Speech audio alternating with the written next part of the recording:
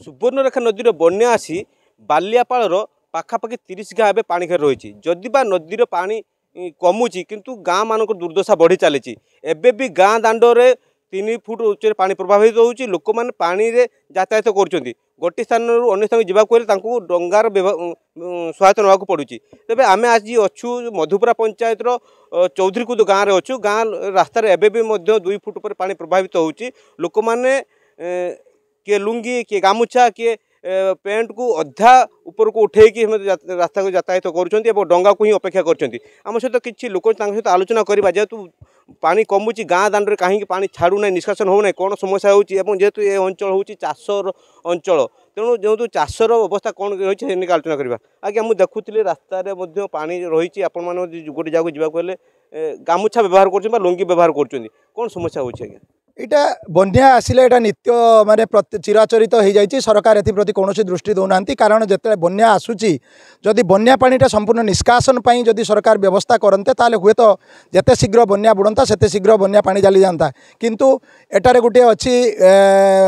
Minor dam अच्छी जे कि गुआखाल उपर चेकडेम रही से चेकडेमटा संपूर्ण बंद होती अकामी होती से चेकडेम आवश्यक नहीं जेहेतु रहिबा द्वारा पानी संपूर्ण गुआखाल पानी शीघ्र छाड़ी पारु नहीं सेटा को प्रशासन को बहुत थर निवेदन करागलानी एटा को उठे दिया जाऊ संपूर्ण उठा जाऊ नहीं पुणी द्वितीयतः होची प्रति गाँव में रास्ता एवं उच्चा होगा जाऊँगी चाष जमी गुड़िक तलिया हो जाऊँगी जहाँफल रास्तार उच्चा होगा द्वारा चल गुड़ाक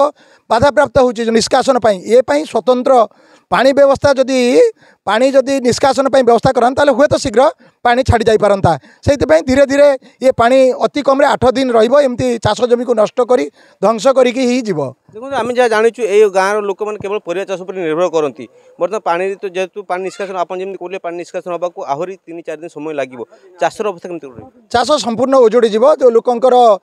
माने चाषींकर अंटा एथर भांगी जीव जे कि भल भाव चाष नुआ नुआ बाहरुला काकुड़ी कलरा भेंडी बैगण जह्नी एगुड़ा संपूर्ण नष्ट हो जाइए जहाँकि से चाषी कूल बर्तमान हताश हो जाती से प्रति सरकार निहाती समवेदन देखा दरकार साहाय्य करने दरकार से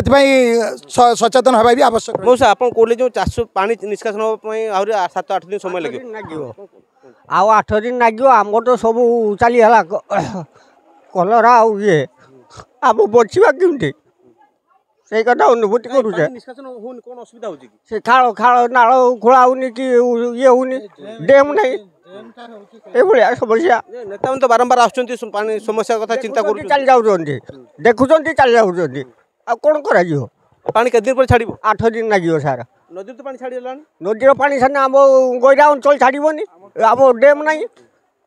कौन कह आज्ञा देखो मुझे देखुची आप भी जाऊँ पानी जाऊँगी आप चाषबास कर चाष कौन असुविधा है चाष आमर तो ए अंचल मुख्यतः चाष पर निर्भर करती 30 एकरु अधिक परिवा चाष होता सरकार आमको ए प्रति किसी सुजोग देले नहीं जनइले नहीं आम जानी किसी परिवा पत्र आम बाहर कर पारते आउ संपूर्ण धान चाषर तली नष्ट हो जाए से प्रति सरकार जदि किसी साहाय्य सहानुभूति दियंते चाषी कूल किछिटा उपकार पाता आउ स्थानीय नेता माने आसी तांकर राजनीति पानी रे ठिया होई भाषण दौरान किंतु किसी पानी निष्कासन किसी प्रतिवाद प्रतिकार न करूना से जदि आपण माध्यम जदि प्रशासन कि स्थानीय राजनीतिक नेता माने दृष्टिक्षेप करते ताले आम चाषी कूल हुए तो संपूर्ण आशा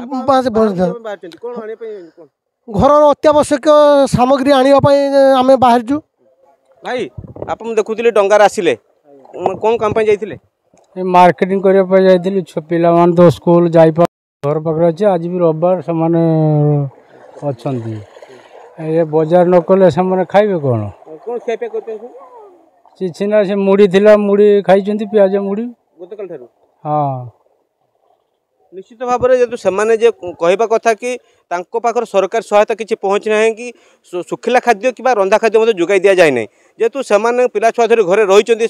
पिला माने केवल मुढ़ी सरकार जो सुखिला खाद्य रंधा खाद्य जोगाई नदेवे ताने सब असुविधा सम्मुखीन हे तेणु अत्यावश्यक कम से बाहर को जाऊँच बालियापाल जाऊँच डंगा साहाଯ୍य जाऊँच सामग्री नहीं आसुँच बालेश्वर जिला बालियापाल रंजन कुमार बेहरा कनक न्यूज।